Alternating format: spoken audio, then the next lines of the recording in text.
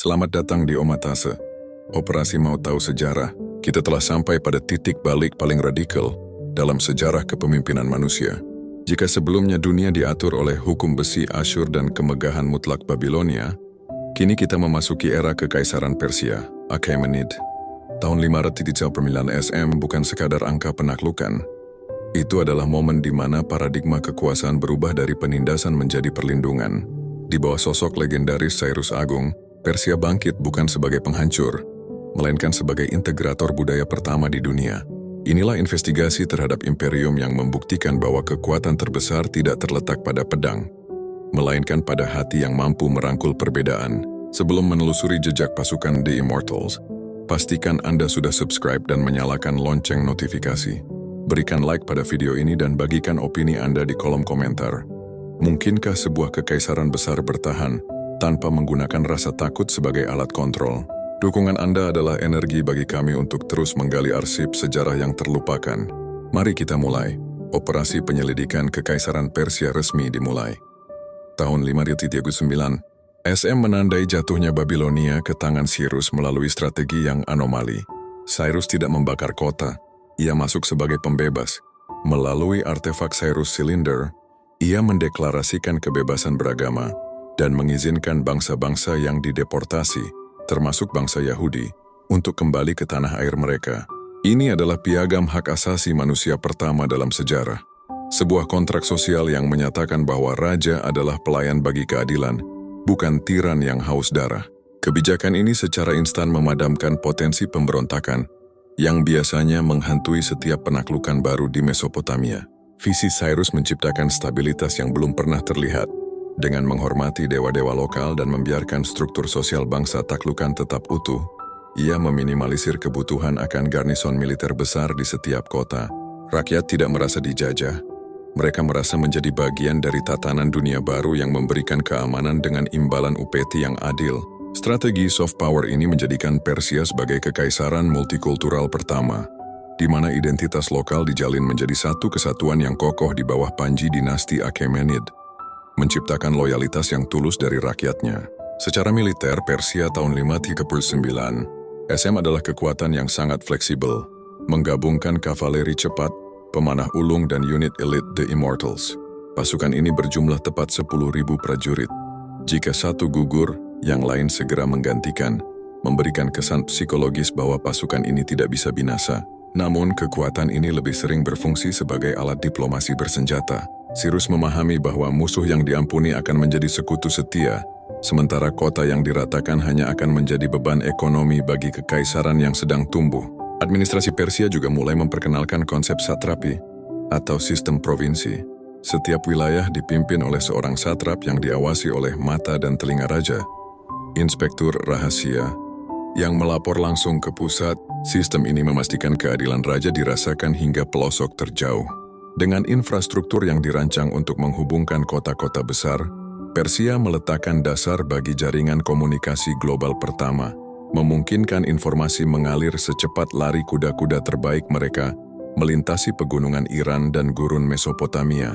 Penelusuran ini menunjukkan bahwa Persia adalah antitesis dari kekejaman zaman sebelumnya. Cyrus Agung telah menulis ulang aturan politik dunia, bahwa keberagaman adalah kekuatan. Namun, bagaimana ahli warisnya, Darius Agung, akan mengelola wilayah luas ini secara teknis? Investigasi selanjutnya akan membawa kita pada pembangunan infrastruktur ambisius, mulai dari jalan raya ribuan kilometer hingga sistem mata uang tunggal yang menyatukan ekonomi dunia kuno. Setelah era ekspansi Cyrus Agung, Kekaisaran Persia membutuhkan sistem yang mampu mengikat wilayah-wilayah yang sangat luas dalam satu keteraturan. Disinilah muncul sosok Darius Agung, yang naik takhta pada tahun 572 SM. Darius menyadari bahwa sebuah imperium tidak bisa hanya dipertahankan dengan toleransi, melainkan harus didukung oleh struktur administrasi yang presisi dan efisiensi ekonomi yang tinggi. Jika Cyrus adalah sang pendiri, maka Darius adalah sang arsitek yang membangun fondasi teknis bagi supremasi Persia. Ia mengubah tatanan dunia kuno dari kumpulan kerajaan taklukan menjadi satu entitas birokrasi yang paling canggih di zamannya. Inovasi terbesar Darius adalah standarisasi di segala bidang, yang dimulai dengan penciptaan mata uang emas tunggal yang disebut darij. Sebelum era ini, perdagangan antar wilayah sering terhambat oleh perbedaan nilai tukar dan sistem barter yang tidak efisien. Dengan daring, seorang pedagang dari wilayah India bisa bertransaksi dengan mudah hingga ke wilayah Mesir atau Yunani tanpa kendala finansial. Stabilitas ekonomi ini memicu ledakan perdagangan internasional, menjadikan kas kekaisaran meluap, dan memungkinkan Darius membiayai proyek-proyek konstruksi yang sangat ambisius, termasuk pembangunan ibu kota seremonial yang megah di Persepolis. Namun kejayaan ekonomi tidak akan berarti tanpa kecepatan informasi.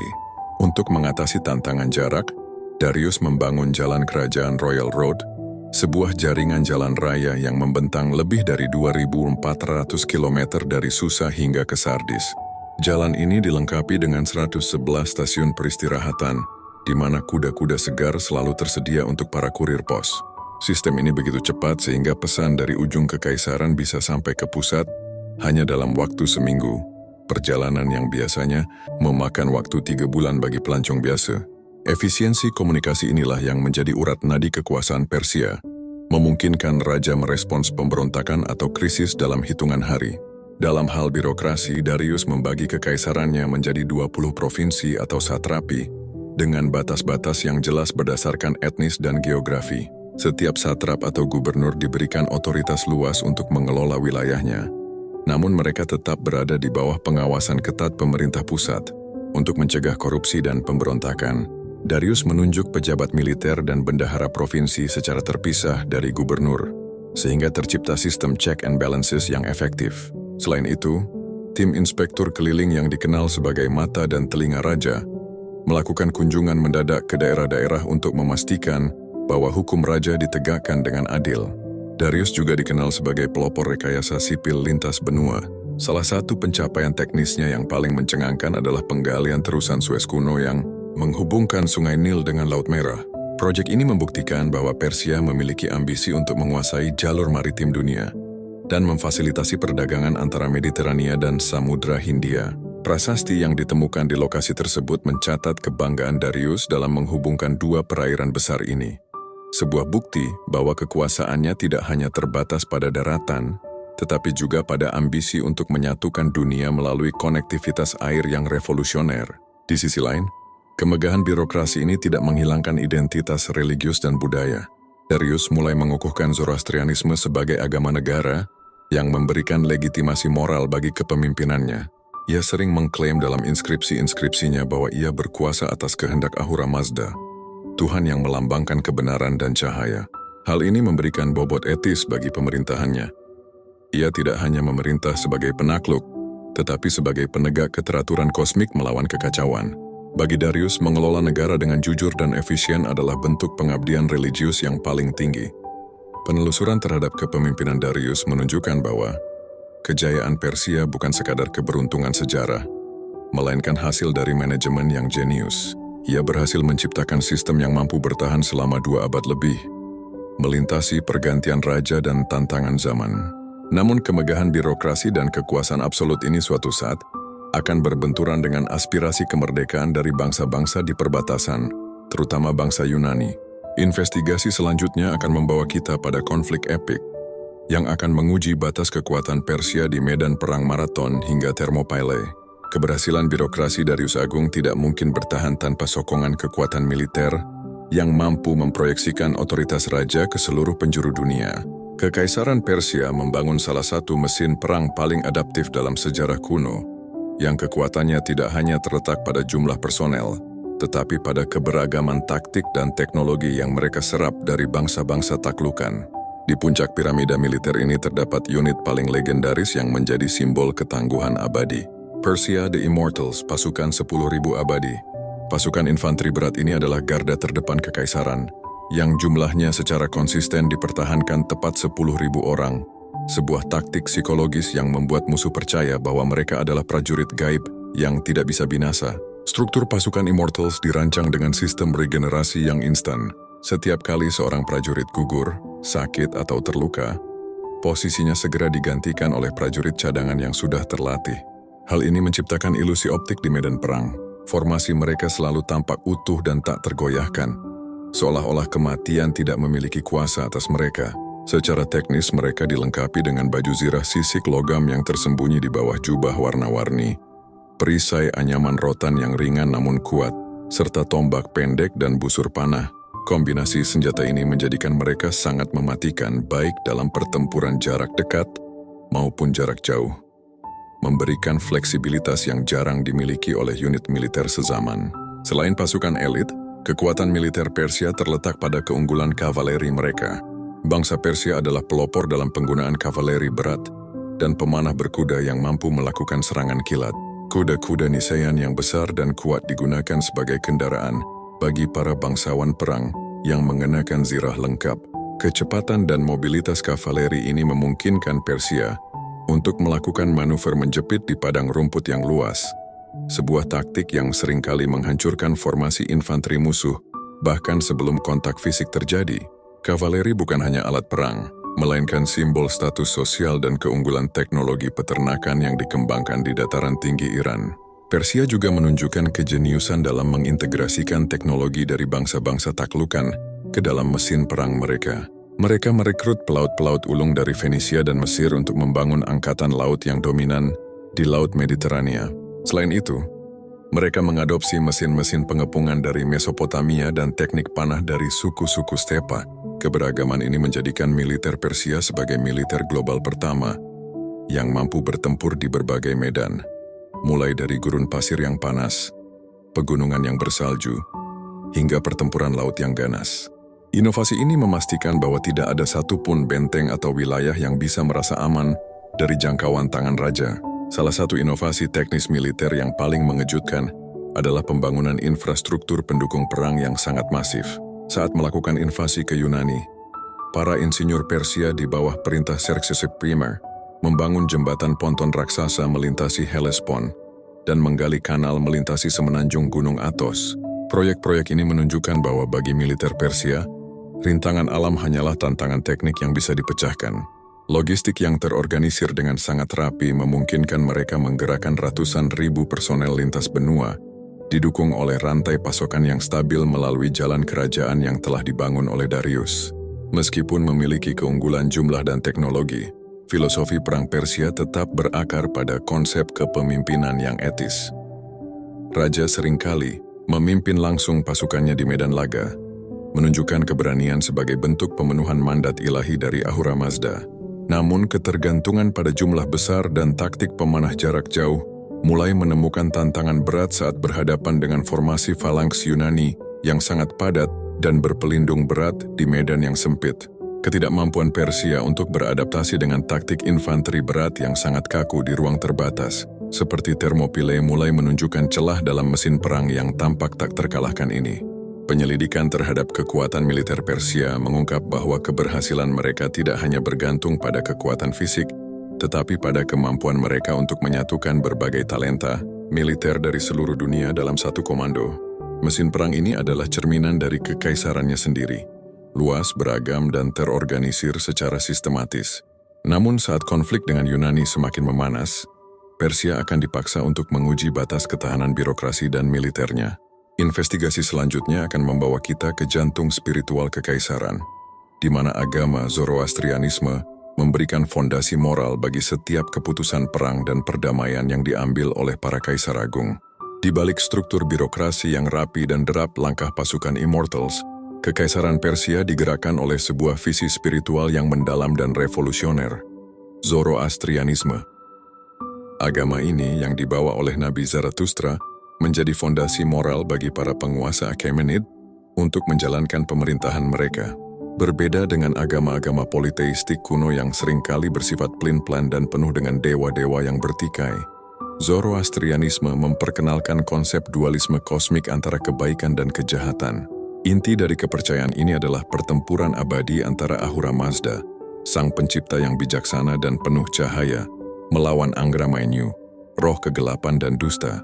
Konsep ini memberikan makna religius bagi setiap tindakan kaisar. Memerintah dengan adil adalah bentuk dukungan terhadap cahaya, sementara korupsi dan tirani adalah pengabdian pada kegelapan. Darius Agung dan para penerusnya seringkali mencantumkan nama Ahura Mazda dalam prasasti-prasasti mereka sebagai pemberi mandat kekuasaan. Bagi para raja Persia, dunia dipandang sebagai medan tempur moral, di mana manusia memiliki kehendak bebas untuk memilih pihak. Doktrin ini melahirkan prinsip etika, pikiran baik, perkataan baik, dan perbuatan baik. Humata, hukta, huvarshta. Prinsip inilah yang menjadi alasan dibalik kebijakan toleransi Persia yang fenomenal. Karena setiap manusia diciptakan oleh Ahura Mazda, maka menindas keyakinan orang lain dipandang sebagai tindakan yang tidak selaras dengan kehendak ilahi.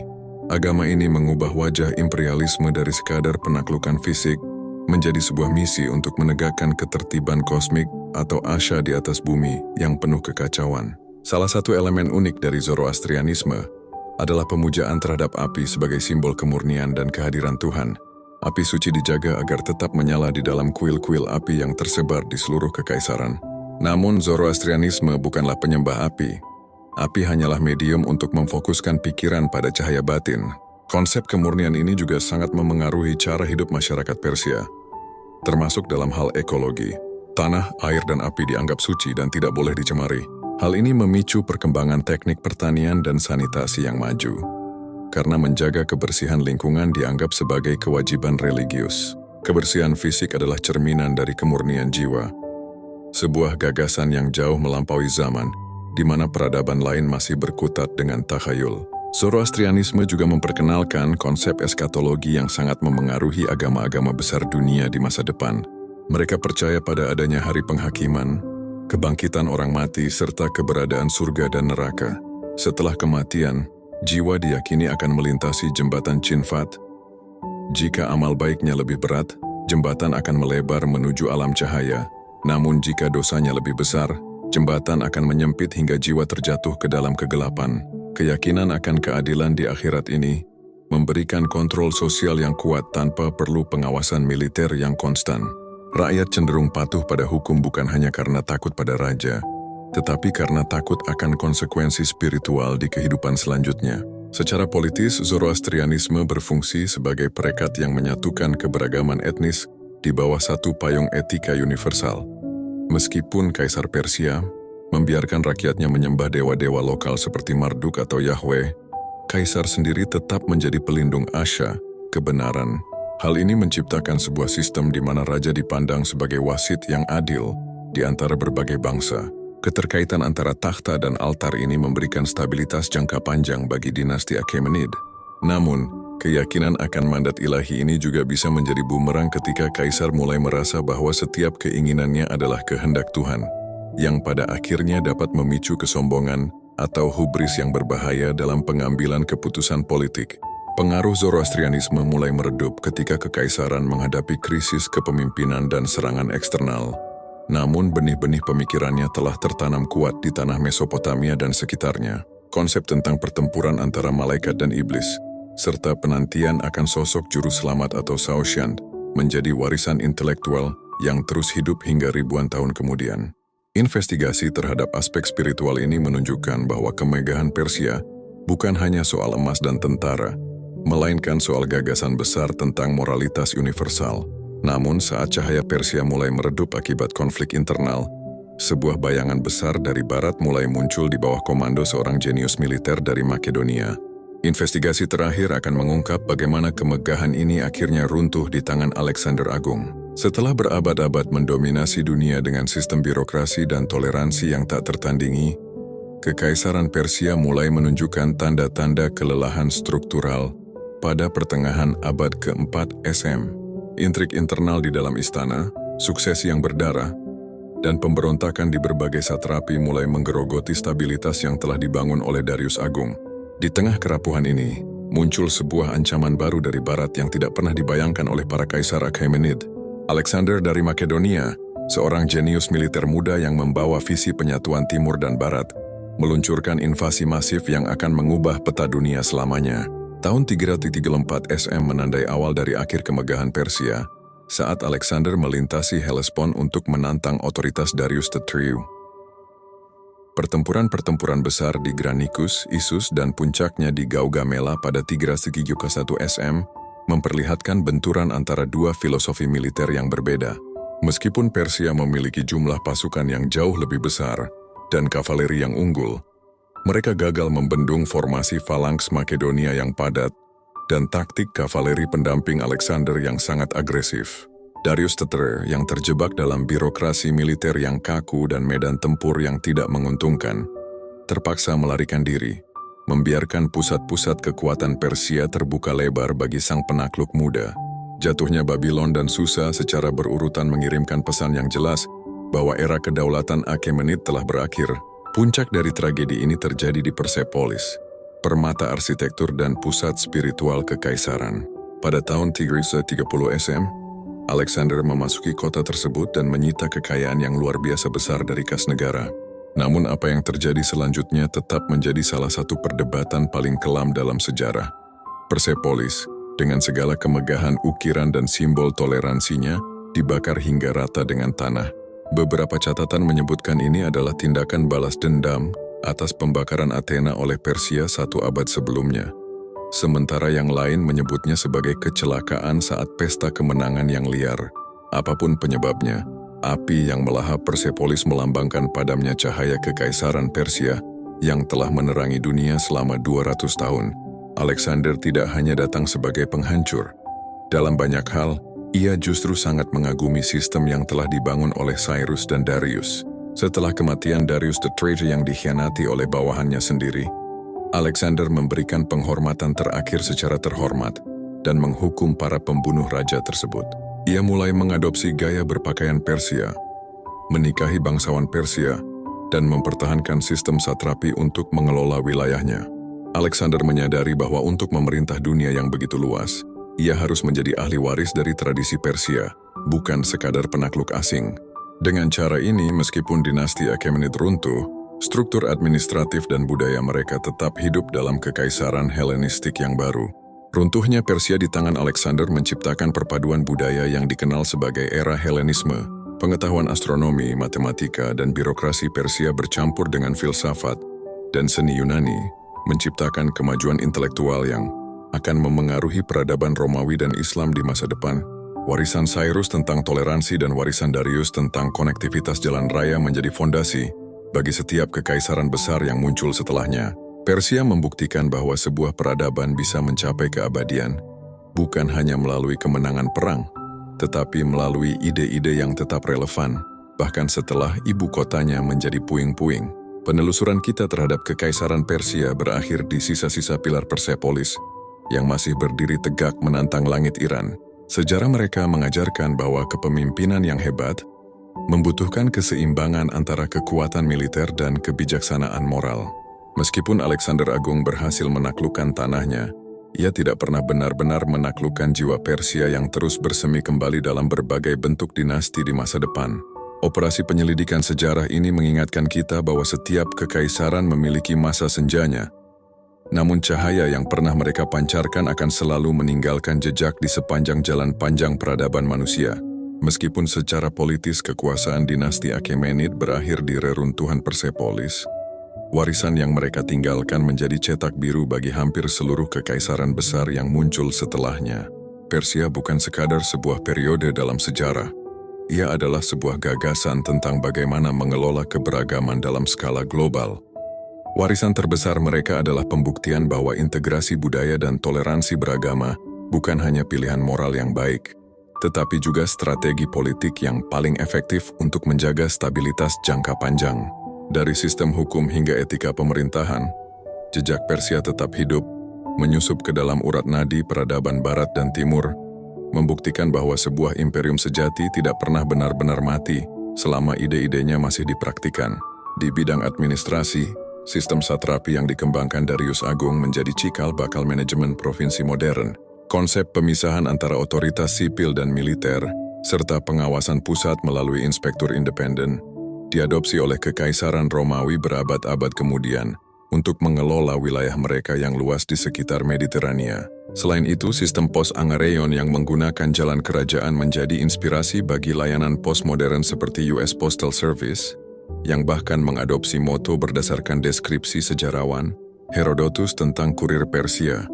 Maupun salju, hujan, panas, atau kegelapan malam, tidak ada yang dapat menghentikan mereka dari menyelesaikan tugasnya dengan cepat. Secara intelektual dan religius, pengaruh Zoroastrianisme terhadap agama-agama monoteistik dunia sangatlah masif. Konsep tentang pertarungan linier antara kebaikan dan kejahatan, eksistensi malaikat, hari penghakiman, dan kehidupan kekal di surga mulai meresap ke dalam tradisi Yahudi selama periode pembuangan Babilonia dan masa perlindungan Persia. Tanpa kebijakan Cyrus yang membebaskan bangsa Yahudi, struktur teologis dari agama-agama Abrahamik mungkin akan terlihat sangat berbeda saat ini. Persia memberikan ruang bagi dialog antar iman yang pertama dalam sejarah, menciptakan lingkungan di mana filsafat timur dan barat dapat saling bersinggungan dan memperkaya satu sama lain.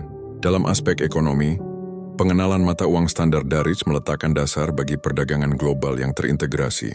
Standarisasi berat dan ukuran dikombinasikan dengan jaminan keamanan di sepanjang jalur perdagangan darat dan laut, memungkinkan terciptanya pasar bebas pertama di dunia. Hal ini mendorong spesialisasi ekonomi di berbagai wilayah. Mesir menjadi lumbung pangan, Fenisia menjadi pusat maritim, dan Babilonia tetap menjadi pusat industri tekstil dan sains. Model ekonomi ini menunjukkan bahwa kemakmuran pusat sangat bergantung pada kemakmuran pinggiran, sebuah prinsip yang kini menjadi dasar dalam ekonomi internasional modern. Warisan arsitektur Persia juga terus menginspirasi dunia. Teknik pembangunan kolom-kolom, Yunani klasik dan nantinya seni Islam di masa depan. Namun lebih dari sekadar fisik bangunan, Persia mewariskan konsep paradise atau taman surga. Kata Firdaus sendiri berasal dari bahasa Persia, kuno Pairideza, yang berarti taman yang dikelilingi tembok. Konsep taman yang tertata rapi dengan sistem pengairan yang tenang ini menjadi prototipe bagi taman-taman indah di seluruh dunia, melambangkan harmoni antara manusia, air, dan alam yang menjadi dambaan setiap peradaban yang beradab. Terima kasih sudah menonton video ini. Jika Anda suka dengan konten seperti ini, silahkan klik tombol like dan subscribe. Silahkan tinggalkan komentar dan share video ini.